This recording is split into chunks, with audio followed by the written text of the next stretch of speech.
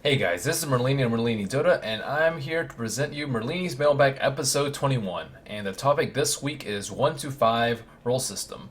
And I know a lot of you watch competitive and you always hear, oh, he's the 1 player, the 2 player, blah, blah, blah, blah, blah. And you may be wondering what that means and what each of these numbers entails. So I'm going to go into a little bit more depth about the Chinese 1 through 5 role system. This week's actual question was from Copa766 from Twitch. Dear Merlini, can you please go over the specific things to be doing when trying to play each role at a high/competitive level? After giving a brief overview of the 1 through 5 roles, could you go in depth on tri-lanes? How to successfully play each one, aggro and defensive? Unfortunately, I don't have enough time to go in depth on tri-lanes and talk about aggro defensive, but I will give a lot of information about the 1 through 5 roles. So a brief overview of it, it's a simple Chinese numbering system where the numbers represent farm priority, usually gold, and it used to be experience, but it's kind of not like that anymore because of 311 laning. So 1 is given highest priority to gold, and 5 is given lowest priority. It's pretty simple. So 1 is usually your carry role. It's a safe lane farmer. 2 to 3 are your solos. 2 is generally designated as a mid solo because your offlane solo sometimes doesn't get that much. And then 4 and 5 are your lowest priority. They're giving farm to everybody else. They're just like sitting in lane, soaking up XP if they really need it. Otherwise, they're trying to create farm for other heroes by stacking, by helping them survive, by making them feel safe and farming.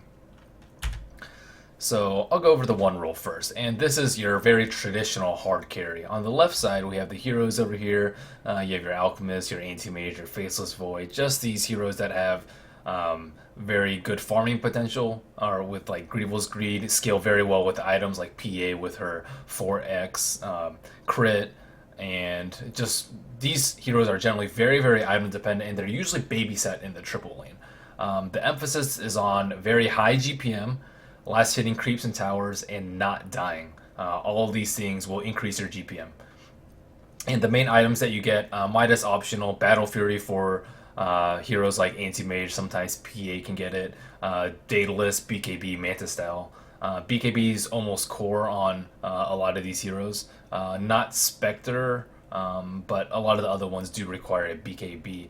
And this is just like the general item build. A lot of heroes go like phase drums if you're having a difficult time early, or if you have a if you have a team that wants to fight a lot early. For example, PA often goes phase drums so she can contribute early, and she scales like decently enough with items that she doesn't actually need that much damage. She does enough damage without it, but she needs survivability. So item builds generally focus on survivability, increased farming, or damage. So your survivability items are BKB, Manta Style, that kind of stuff. Your damage items are Battle Fury, Daedalus, and your Battle Fury also doubles as a farming item, as does Yasha, as does Midas. And the players that play these in competitive scene, Alliance's Loda, we have Burning of DK and How. And also, we have the Dota 2 Fantasy Challenge, which was pretty popular during TI3, and here's a scoring system that they give for carries.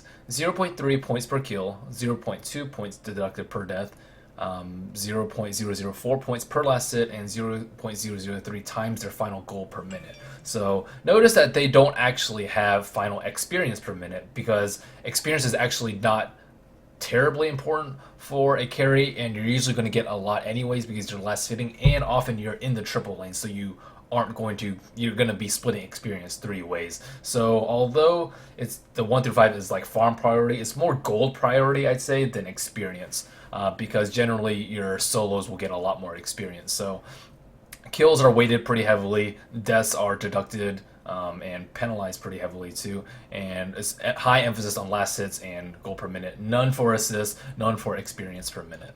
And this is taken from Cyborg Matt's site, Fantasy Rulebook. And the next roles that we have are the 2 and the 3 roles. 2 is generally given slightly more farm priority than the 3 role because they're usually babysat, or they're usually in the solo mid role, and you rarely get zoned out, so you'll get a lot more experience and farm that way. The solo mids are your like Quabs, your Storms, your Pucks, recently more Zeus, sometimes Bat Rider. Some of these are like more old school, like Panda and Pugna. But these heroes are very, very level dependent. They have very, very strong ultimates. Death Prophet with her Exorcism, Storm Spirit with her with his Ball Lightning, Panda with his Primal Split, and these are very big game changers. They can either solo the side or the mid lane. The side lane solos your more common Weaver, your Dark Seer, Bounty Hunter, etc. Your emphasis on getting high experience per minute, getting hero kills, and not dying. Since you're generally the highest level in the game, you don't want to die at all because you don't want to give the other heroes, your opponent, that advantage of getting all that experience from your precious, precious deaths. Your items are generally like Scepter, sheep, just utility items. Your items generally focus on survivability, utility, and initiation. You don't necessarily need damage. Their skills generally don't scale that well, don't scale like incredibly well with items. For example, Death Prophet, you can't get Scepter, you can't really improve her ultimate by any way, except for getting levels. Same with someone like Tinker.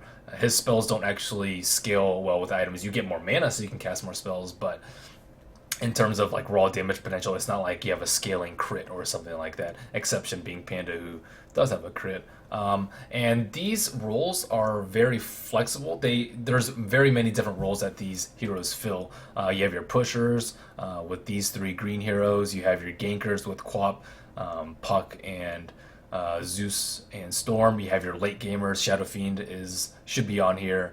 There's also Tiny. There's also Tinker. These heroes do very, very well with items. So you have a wide range of heroes that fulfill these roles. You also want to be very active. You want to get a lot of hero kills. You don't want to die, and you want very, very high experience per minute. Your players in these roles are Dendi of Team Na'Vi, S4 of Alliance, and Ferrari. And again, going back to the Dota 2 Fantasy Challenge, here's the scoring scheme and how it's weighted. You get very high amounts of points per kill. You get heavily penalized per death. You get more points per kill than carry Zoo. You get some for last hit, not as many as it's not as important as a carry. You actually have XP per minute in your equation, and you have gold per minute, but again, not as high as a carry. So you need a little bit of everything, but mostly focus on experience, getting kills, not dying, etc. For your 4 and 5 roles, these are your supports. They're given like least priority farm. They're the heroes that are like stacking the jungle, stacking the ancients, zoning heroes out so that your one role can farm. They're sitting behind your heroes in the mid game so that you can counter gank and your heroes can bait out. They're oftentimes just not killing creeps at all. And again, in charge of protecting the 1 and 3 roles, warding and stacking. Emphasis on being involved and active. You don't necessarily have to have a very high KDA or just have a lot of items. You just really need to be there when the fights are happening. And because of this, the items that you need are Boots, Magic Wand, TP Scroll. Magic Wand, obviously, if you're involved in a lot of fights, you'll get a lot of charges. Brown Boots, because you can't afford anything else. TP Scroll, because you need to be there for most of the fights. And Observer Wards, so you can protect the 1 through 3 roles. And a mech, if your Chen Enchanters can hopefully farm it. Your players are EGM of Alliance, Puppy of Na'Vi, and Faith. So going back to the original question of can you go over specific things to be doing when trying to play each role? I guess some of the more difficult decision making that comes with a hard carry is knowing when and when not to fight. And you want high GPM, high last hitting, like a lot of last hits on creeps and towers and not dying, but you also don't want to lose. And if you farm for too long, your team will lose. So you have to be like very aware of what's going on around the map, how your solos are doing, how your supports are doing, where they are positioned. Your map awareness is actually very, very important. You have to pay attention to creep timers. You have to pay attention to opponent smokes, who hits level 6, if it's a Nyx assassin. If like opposing Puck has blink, you better watch out. You have to know when to build your BKB. So it's a lot of decision making rather than execution, I'd say. You need good mechanics on last hitting, but that is a given.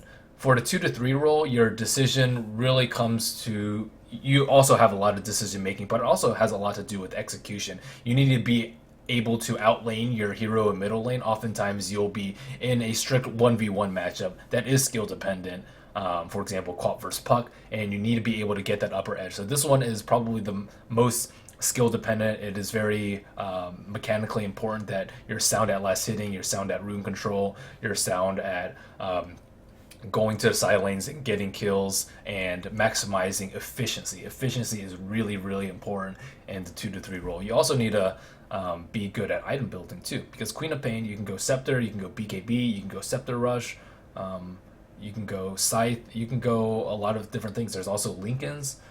So you need to be able to build a lot of items. You need to be able to get a lot of kills. You need to not die, and this is probably the most intensive role because oftentimes your full attention is focused on winning your lane. You have to devote some part of your brain and allocate some attention to what's going on around the map, so you know when to gank, how your carry is doing. If you need to go and babysit him, if there is impending gank from your rival in the solo mid, you need to try and counter gank so that your triple lane doesn't get crushed. You have a lot of emphasis all throughout the game, early, mid, and late.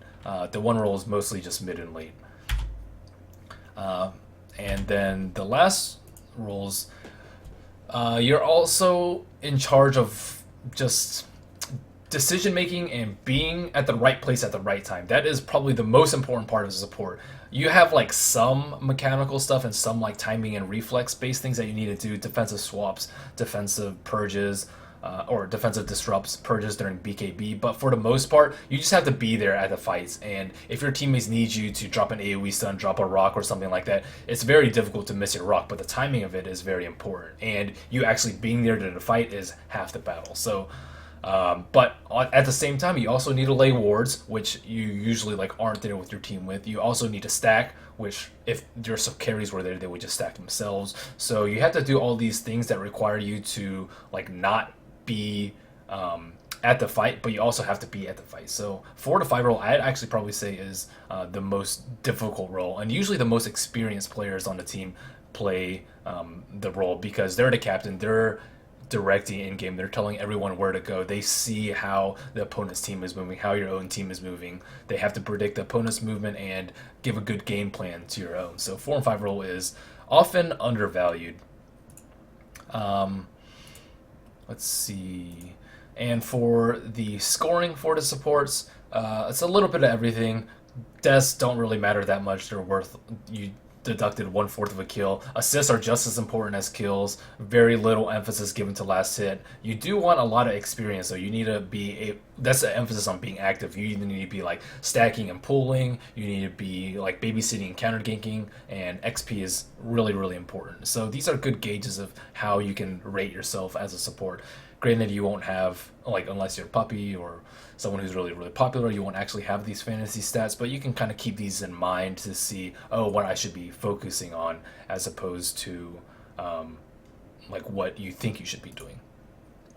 And also, keep in mind that this is a flexible structure and not the only way to play Dota. So a lot of people will be like, oh, on the one role, you shouldn't farm my lane at all, get out of my lane, stop taking my last hits, blah, blah, blah, blah, blah. But that's not always true. For example, Shadow Fiend in middle, he sometimes doubles as the one role and the 2 role. So you have like a Shadow Fiend who's above everyone else, and then you have your other 4 players are kind of like mixing this like just support like 3 through 5, and Shadow Fiend's just given like absolutely everything, and you don't have a secondary guy that is going to get a sheep stick, and you need everything that you can get. Sometimes you have 4 or 5 roles that switch to the 1 role later. For example, I've seen Puppy play Alchemist a few times, support Alchemist. He runs around stunning people, shaking his thing up, and later he just transitions into a damage build because Alchemist just farms incredibly well. And it always depends on how the game is going, what heroes you have, what how the game is going. For example, if you're an Earthshaker, you have your Arcane Boots, you have your Blink, you don't really need anything else. So, but at the same time, if you're like really close to your Blink, you have like 1800 gold, you need 350 to get your Blink, which is a big game-changing item. You probably rise to number 1 on farm priority, and your carry might stack for you, right? So keep in mind that Dota is a very dynamic game, and that's one of the reasons why I like it so much. There is no like set, solid way to play Dota, and the game changes week to week.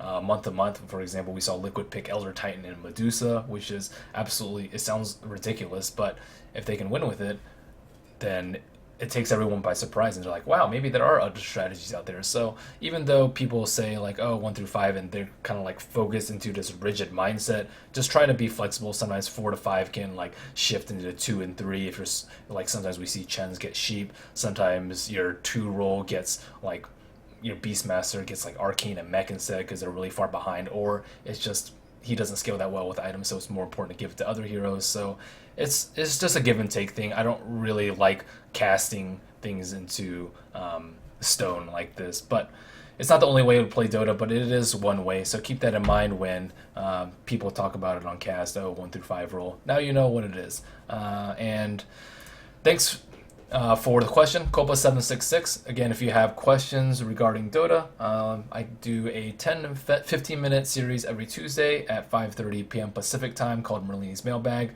If you have questions, please email me at mailbag@merlinidota.com. And last but not least, please subscribe to me at Merlini Dota on YouTube. You can also follow me on Facebook and Twitter where I post updates. Thanks everybody for watching. I'll see you on next week's episode.